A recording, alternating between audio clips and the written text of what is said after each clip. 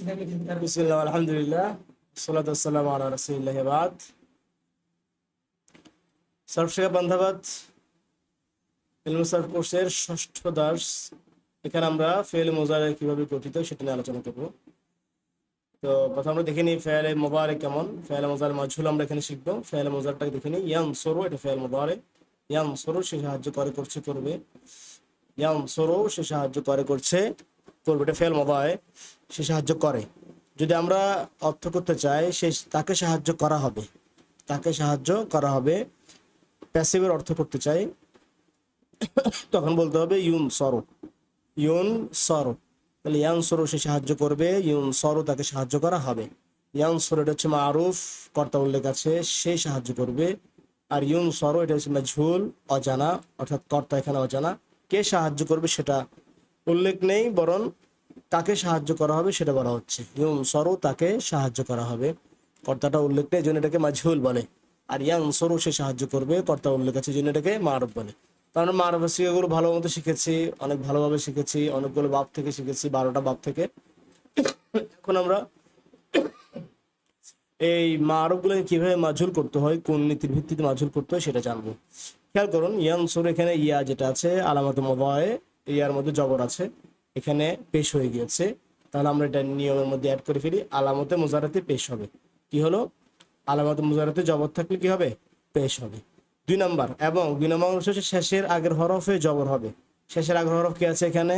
রর আগে আছে সদ, সদের মধ্যে কি হবে? জবর হবে। এখন কি আছে? মারফের মধ্যে পেশ, তাহলে মাজহুল করতে এখানে জবর দেওয়া লাগবে। আমরা আরো কিছু ফেল থেকে অনুশীলনটা করে ফেলি। আলামত মুজারাতে পেশ, এটা মনে রাখতে হবে, মূলনীতিটা শেষের আগের হরফে জবর। এই দুইটা কাজ করলে ফেল মুজারে মাজহুল হয়ে যাবে। যেমন ইয়ানসুরু ইউনসরু, ইয়াদরিবু সে মারবে, ইউদরাবু তাকে মারা হবে, ইয়াফতাহু সে খুলবে, ইউফতাহু তাকে খোলা হবে। এখানে দেখুন শেষের আগের হরফে আগে থেকে জবর আছে, এখানে নতুন করে জবর দেওয়ার প্রয়োজন নেই। যেখানে শেষের আগের হরফে আগে থেকে জবর আছে সেখানে আর কিছু করা লাগবে না। এরপরে ইয়াসমাউ ইউসমাউ, শুধুমাত্র শুরুতে পেশ দিলে হবে এখানে। আর ইউক্রিমু, এখানে দেখুন আলামত মুজারাতে আগে থেকে পেশ আছে, অতএব পেশাটা থাকবে, কিন্তু শেষের আগের হরফ র, যেটা রতে জের আছে, এখানে জবর হয়ে যাবে, ইউকরামু হবে। ইউক্রিমু ইউকরামু, ইউসাররিফু ইউসাররাফু। এরপরে এরপরে হচ্ছে তাকাব্বালু, তাকাব্বালা তাকাব্বালু তো কবুল করা, সেখান থেকে হবে ইয়ার জায়গায় ইউ, ইউতা কাব্বালু, শেষের আগের হরফ আগে থেকে জবর আছে। ইউকাতিলু, এখানে আলামত মুজারাতে পেশ আগে থেকে আছে, কিন্তু শেষের আগের হরফে জের আছে, এটা জবর হয়ে যাবে। ইউকাতিলু ইউকাতালু, ইউকাতিলু সে লড়াই করে, ইউকাতিলু তার সাথে লড়াই করা হবে। এখন আমাদের কাজ হলো অর্থ সহকারে মারুফ এবং মাজহুলের 14 সিগা এই ফেলগুলো থেকে অনুশীলন করা।